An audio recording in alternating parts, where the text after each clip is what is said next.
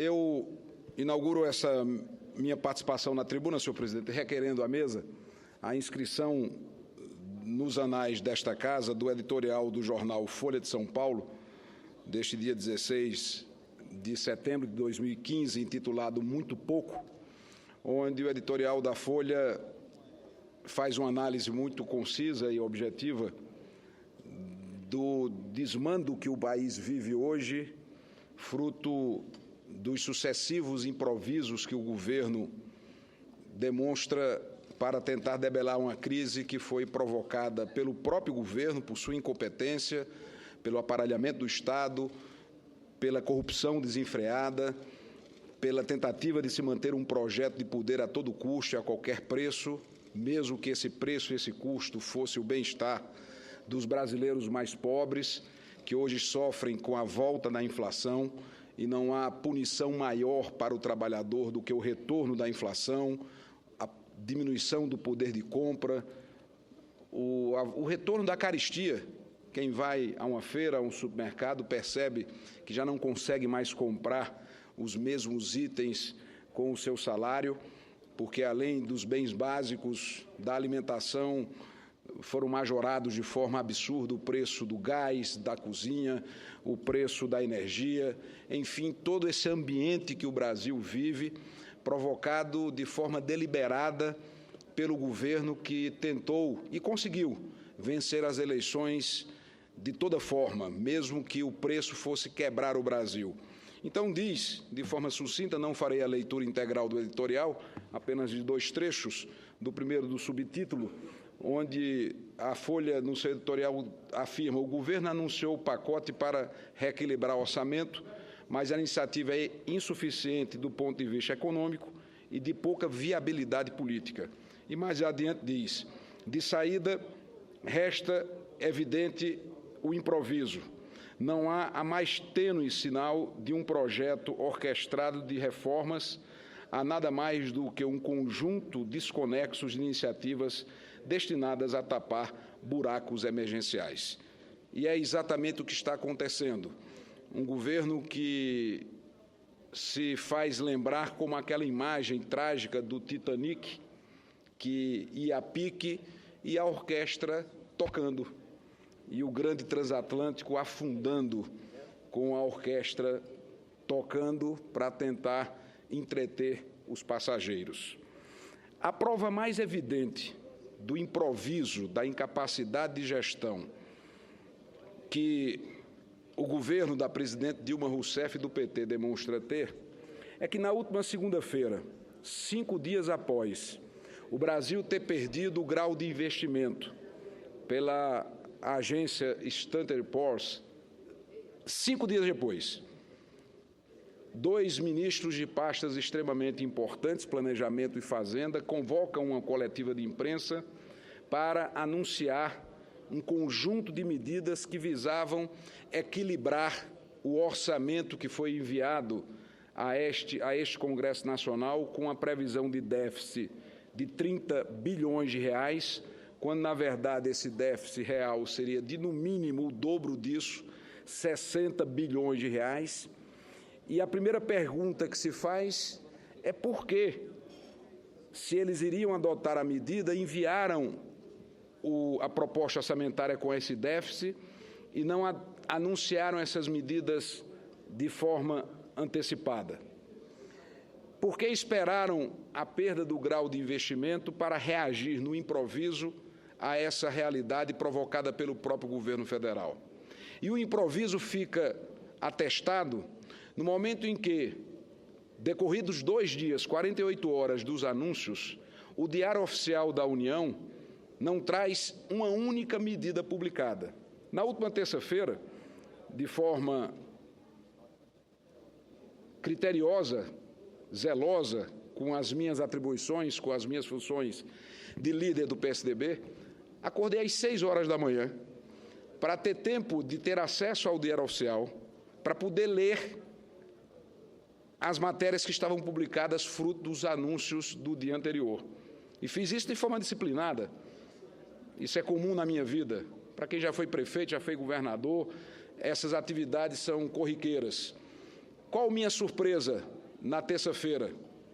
Nada, absolutamente nada no Diário Oficial das medidas que foram anunciadas.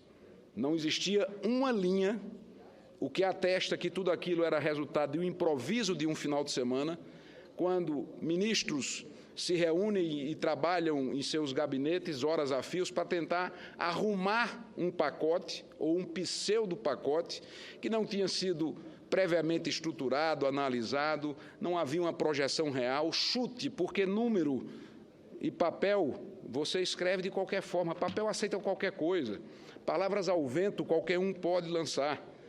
Aí eu digo, não saiu na terça-feira, sai hoje, quarta-feira. Acordei 6h30 da manhã para ter acesso ao Diário Oficial da União, para poder conhecer em detalhes as propostas. Não tinha nada, não tinha absolutamente nada. É um improviso que raia à beira da irresponsabilidade com o país. O país está naufragando, o país está afundando, porque fica patente, é inquestionável que a presidente Dilma Rousseff perdeu qualquer condição de governabilidade. E o país não pode pagar esse preço. As projeções já apontam para uma diminuição do produto interno bruto, o PIB, a soma de todas as nossas riquezas, em 3% para esse ano. O ano que vem nós teremos uma retração de 1,5%. Será a segunda vez na história do nosso país que, por 2 anos consecutivos, a nossa economia sofrerá retração. A primeira e única vez que ocorreu este fato foi em 1930 e 1931, pelas razões históricas que nós conhecemos. E o fato é que nós precisamos reagir diante desse improviso de propostas vagas, propostas vazias, sem consistência, sem nenhum tipo de nexo com as mudanças verdadeiras que a sociedade exige, que a sociedade diz, basta, chega, não vou mais continuar pagando impostos para um governo que rouba a sociedade de forma permanente, com os escândalos de corrupção que estarrecem a todos, que prestam serviços de péssima qualidade na educação, na saúde, na segurança pública, que leva o trabalhador ao desemprego com a volta da ameaça do desemprego, com a diminuição de poder de compra desse trabalhador, com o retorno da inflação. Não há punição maior para a sociedade do que a inflação está aproximando-se dos 2 dígitos e, para os mais pobres, essa inflação já passou de 10%. É muito improviso. E é muita inabilidade política, como se numa espécie de chantagem aos governadores de Estado, a presidente Dilma propõe a volta da CPMF, da famigerada CPMF, e usa um truque, desculpa a expressão, de quem não tem gordura política para fazer esse tipo de manobra, de apresentar uma proposta de 0,20 de alíquota para a ICMS, para que os governadores pudessem vir ao Congresso pedir mais 0,18, totalizando o 0,38, que era a alíquota que o governo sempre quis, permitindo assim a partilha com estados e municípios. O que é isso?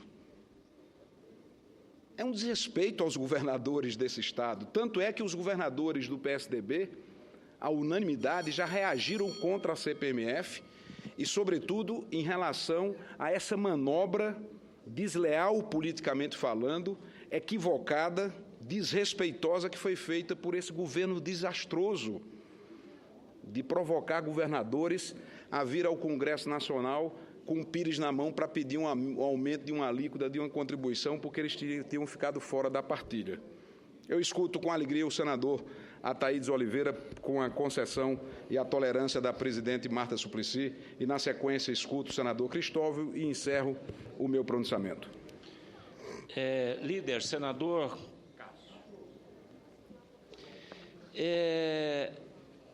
eu vejo que esse governo tem muita coragem.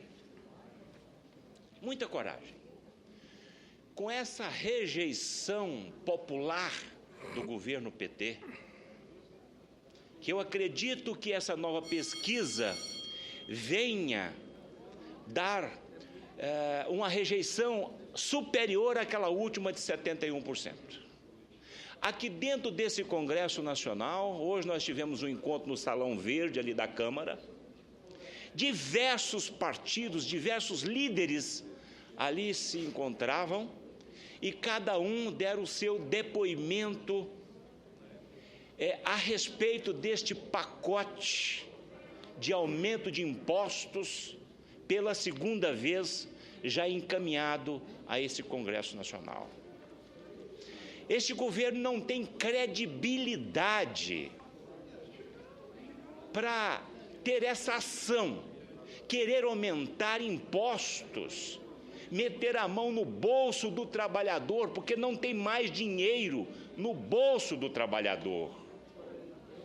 Então, eu digo que esse governo, acima de tudo, ele é muito corajoso, muito atrevido para fazer isso. É subestimar a inteligência do povo brasileiro e do Congresso Nacional. O que esse governo tinha que fazer, e que foi uma vergonha enorme, e eu estava, senador Cristóvão, à frente da televisão, aguardando que o governo anunciasse cortes de despesas que nós, aqui nessa tribuna, nós temos falado a longa data, cortes contundentes, cortes que realmente fossem resolver o problema dos gastos descontrolados desse governo. De repente veio aquela brincadeira de acabar com o concurso público e etc, etc. Esse governo precisa tirar pelo menos 17 ministérios, acabar pelo menos com 6 mil cargos de comissionado e terceirizado, equilibrar essas contas correntes. Desculpe, senadora Ataíde, eu vou dar a palavra ao senador Cássio para terminar. Estou terminando, presidente. Então, é cortar essas despesas correntes e incentivar a produção neste país. Esta é a saída. E agradeço a Vossa Excelência, senador Cássio. E o povo brasileiro não tem como mais meter a mão no bolso do povo brasileiro. Esses tributos não irão ser aprovados nessa casa. Eu espero. Agradeço ao parte de Vossa Excelência, como o prazo é muito exíguo, eu não gostaria de deixar de ouvir o senador Cristóvão, peço a tolerância da presidente, apenas para que eu possa ouvir a contribuição do senador Cristóvão e, na sequência, encerro o meu pronunciamento. Senador Cristóvão, com a palavra. Senador Cássio, muitos de nós aqui alertamos da improvisação que hoje está substituindo e tentando corrigir a imprevidência. Esse governo está com duas palavras, política econômica, imprevidência e agora improvisação. Duas coisas que cada uma separada já é uma tragédia, as duas juntas é uma catástrofe. Nós tivemos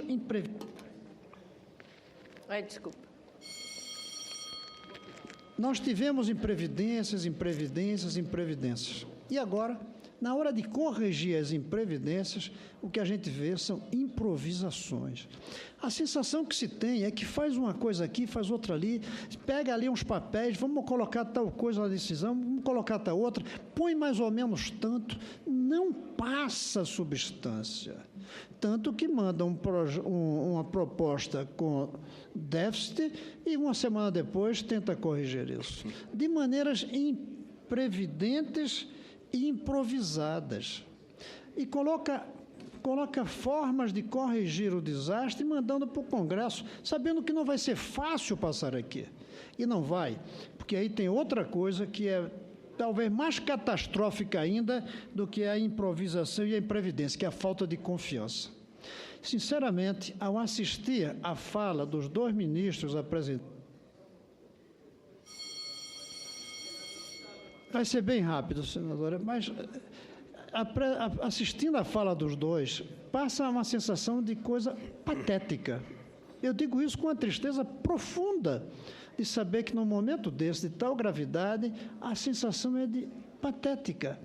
A imagem dos dois não passa confiança.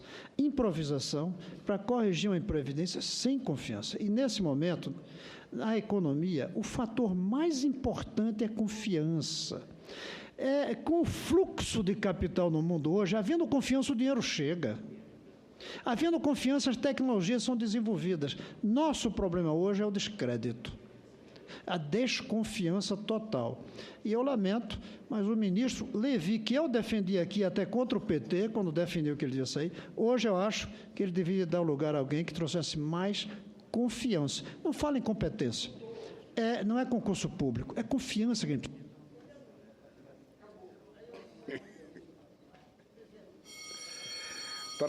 Agora eu encerro mesmo. A gente precisa de alguém que a gente olhe no olho e a gente diga, vale a pena fazer o sacrifício. A contribuição que quer colocar para a gente, se fosse com pessoas de nossa confiança para executar, eu votaria a favor de uma CPMF, sabendo que, de fato, teria um destino correto. Hoje eu não acredito que eu vote não, porque eu temo que o dinheiro não vai servir para os propósitos que se diz. Além de que, sendo para a Previdência, um governo que é imprevidente, não dá para confiar, porque depois de 4 anos vão matar os velhinhos? Ou acha que depois de 4 anos a crise da Previdência se resolve automaticamente? Tinha que vir junto com a reforma estrutural da Previdência e por alguém que passasse confiança. Eu lamento, mas o mais importante hoje do debate sobre o ajuste é se a gente confia ou não em quem vai fazê-lo.